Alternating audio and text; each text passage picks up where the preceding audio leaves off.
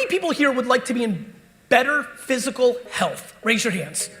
Let me see. Raise them high. Don't be scared. Some of you are scared. Get it higher, baby. Let me tell you how to do that. I'm gonna help you right now. I would like you to eat healthier, less calories and cleaner, and I would like you to go to the gym and do physical exercise. But what do people want? They want to take some fucking apple vinegar gummy pills. If they've got paper, they want surgery. Same with business. This shit is simple. Do the right things will happen. But people are always looking for fucking shortcuts. People are looking to point fucking fingers instead of thumbs. That's how our society is anxious. Gratitude will make you happy every day and make your business better. You know why? Because as we sit here right this second, there are 850 million people on Earth that do not have access to clean water. This is a mindset game. This is a perspective game. You want to find positivity? I do it for a living. Guess what? It's there 24/7. You want to be happy? It's unlimited. You choose what life is. That's how I think about business. Anything you do that is not nice is costing you money. And the faster you figure that actually out, and the faster you figure out why you're not nice, the more likely you'll be successful. I'm really happy to be here. I'm really looking forward to the fireside chat because I really want it to be contextual to the industry. Obviously, given that my sister's in it, I've always paid a lot of attention to it because I always feel that there's so much ambition and entrepreneurial tendencies in the real estate industry, but I also have always been fascinated by it because it's similar to the reason I like the NFT market and why I always loved collectibles, because I'm fascinated by the concept of markets going up and down. Especially if you break down my content, I think so much of it speaks to being practical and being self-aware and staying in your lane. And people really get caught in this industry by being overexcited when times are good and not anticipating when times are bad. And so it's been really interesting to watch over the last 30 years, the way to win, how easy it is to lose, and there's so many variables in it. The thing that I probably want to talk most about is what I've been spending a lot of my time on lately, which is what does it take from an emotional intelligence standpoint to actually be successful? I think the concept of soft skills has been really fascinating to me. That when we talk about empathy or kindness or patience, we consider them soft skills. And I truly believe that they're the actual hard skills of business. That knowing how to write up a contract or use Excel or like run the math is actually quite easy. What I think is very hard is when another human being is incredibly disrespectful to your face and having the intestinal fortitude to be the bigger person in that moment for what you're trying to accomplish. And I think it's time that we really start having this conversation in the business world. That, how many people here have employees? Raise your hand. Raise it high. Thank you. So for example, for all the people that just raised their hand, something I've been thinking a lot about lately is the concept of, does anybody here actually have the explanation to why it is ever appropriate for a boss to scream and yell at somebody in a negative way in front of other people? Like, yeah, we're all like, no, never.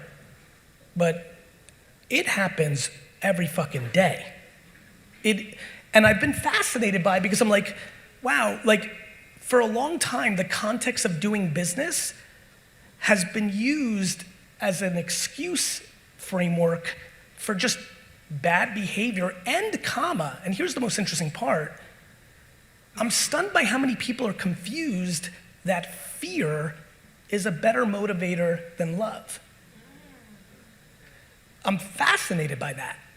You know, the hypothesis of my new book and how I wrote it, and really what I think about, and really COVID gave me the opportunity to really finally put on paper what's been on the tip of my tongue, what's always been in my stomach, what's been back here, but I got it out there, is I'm trying to build the biggest empire in the world. I want to be the single most successful entrepreneur of all time, financially. Like, the points, the money. I have no concern about saying that. But I'm stunned by the fact that people feel that you have to compromise your values to be successful. I remember when Steve Jobs got wildly popular in Silicon Valley, and I would be at conferences and I would talk about how I was so marveled by his incredible innovation skills, but I didn't love the way the narrative was being painted about how he treated employees. And it was like I was watching kids, young kids who were starting apps and companies genuinely almost think it was cool to be tough on their people. Not that they were so bad, but they thought like this was gonna motivate them. And I was very affected by it. And I think that it's really led to a place where, for me, as my profile and the attention on me has grown, that I feel incredibly compelled to have the conversation of my management style. It's why I had to go vulnerable, which is not my favorite move with this book, because in 12 and a half, I talk about my half being candor. GaryVee on stage and in content is a beast when it comes to candor. It's my strength. Gary Vaynerchuk as an operator was really bad at it. I actually just genuinely didn't like the feeling of delivering bad news, telling someone they weren't good at what they did. I didn't value money enough, so I'd be willing to keep people around. I tried 100 different ways to fix it without telling them that they stink. And then what would ultimately happen is I would get resentment. I would hold on for dear life for 3 years, and then finally on a random Tuesday, surprise the shit out of them and fire them.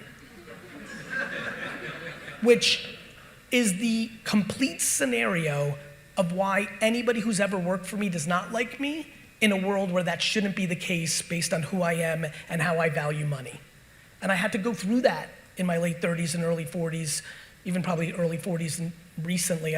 And what has transpired, once I kind of tricked myself, I almost GaryVee'd myself and basically put the word kind in front of candor. And I've managed that way for the last 2 years. And for anybody, and I saw a lot of you with your body language who have that shortcoming, it has been staggering how effective kind candor has been for me and has been foundational in the growth of VaynerX and VaynerMedia over the last 24 months.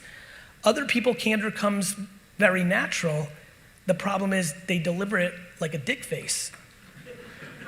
And that's never gonna work. You know, genuinely making someone not feel good, genuinely scaring someone is a losing formula. You can more than easily use it in the short term to capture some cash. I promise you, you will leave money on the table deploying that format. And it's an important convo because we have not in popular culture had the conversation that warm and kind and nice is the actual alpha skill to make lots of money. And I'm fucking here for it, and I hope you're ready for it. It's a big deal, because my book isn't like, let's all go to a mountain and drink tea and pray nice shit will happen.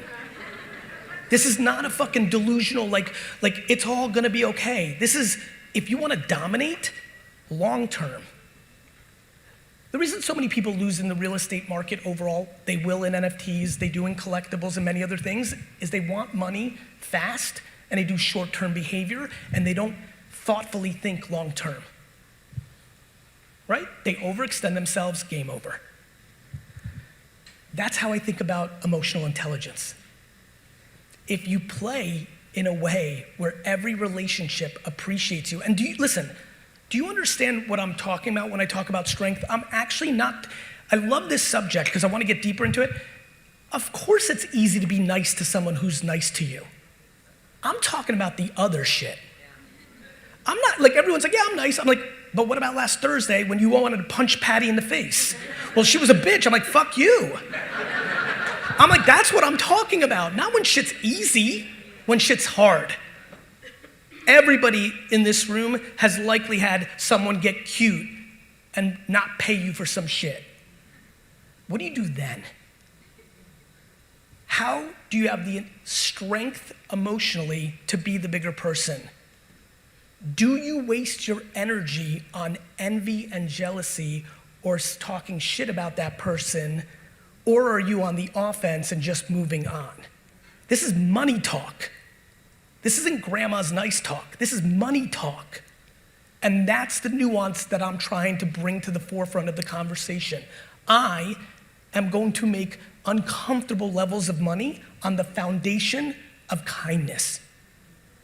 When I dissect what's going on with me and how it's happening, it is grounded in patience. It is grounded in empathy.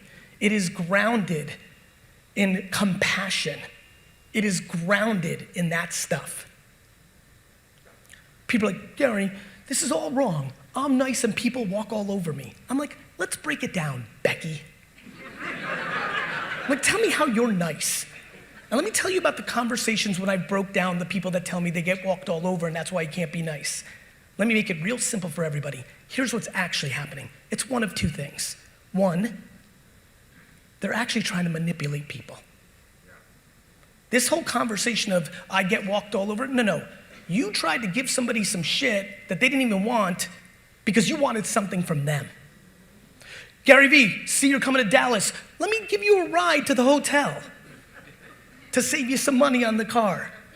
Translation, hey dude, I want to pitch you shit for 35 minutes while I get you to the hotel. That happens every day. People out here trying to act kind, they're using it as manipulation. Like, don't give me shit I don't want. And then ask immediately after. That's not kind, that's manipulation. That's number one. Or number two, you're kind, but you're scared to negotiate. You're insecure, and it has nothing to do with you being kind. You're getting walked all over because you're unhappy that somebody's negotiating in business. You just genuinely wish you could get more for it.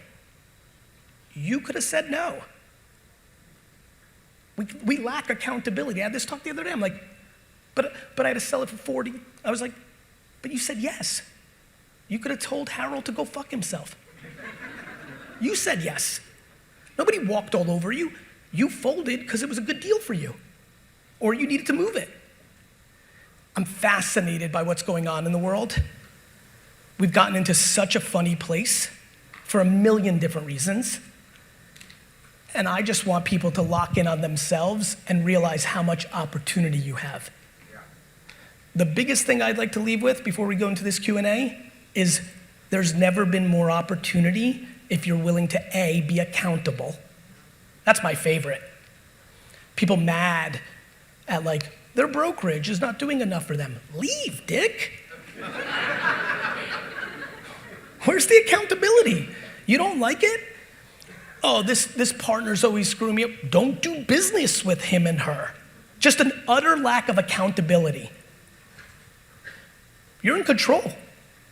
Nobody's making you do shit. This is not the USSR where my sister and my parents are from. You are in America. Nobody's making you do shit.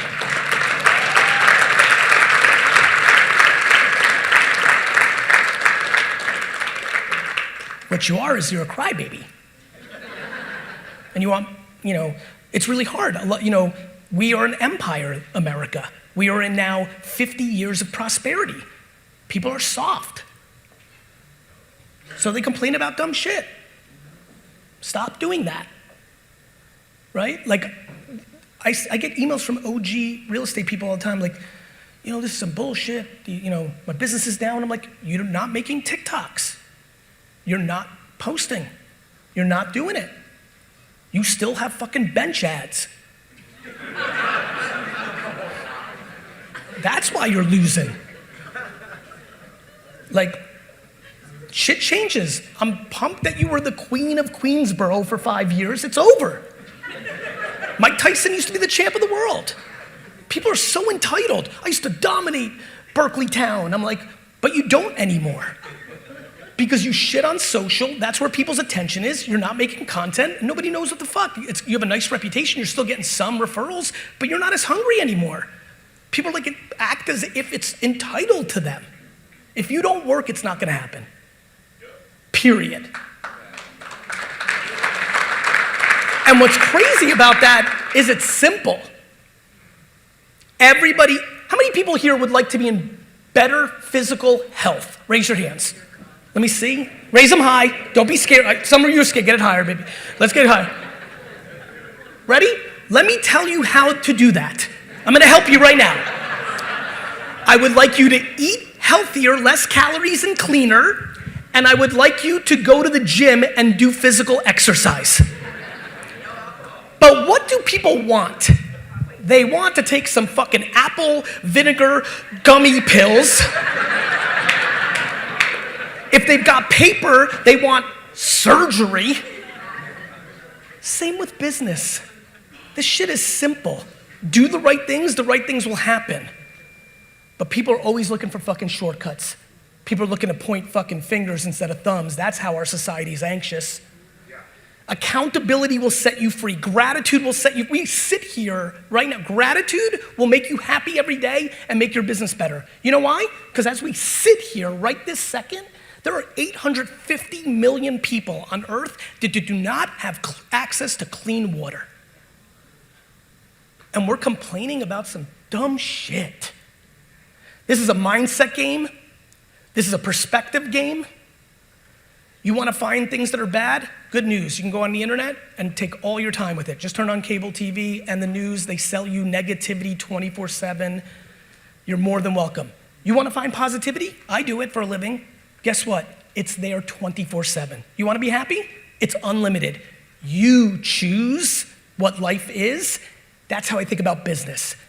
Anything you do that is not nice is costing you money. And the faster you figure that actually out, and the faster you figure out why you're not nice, the more likely you'll be successful. Thank you.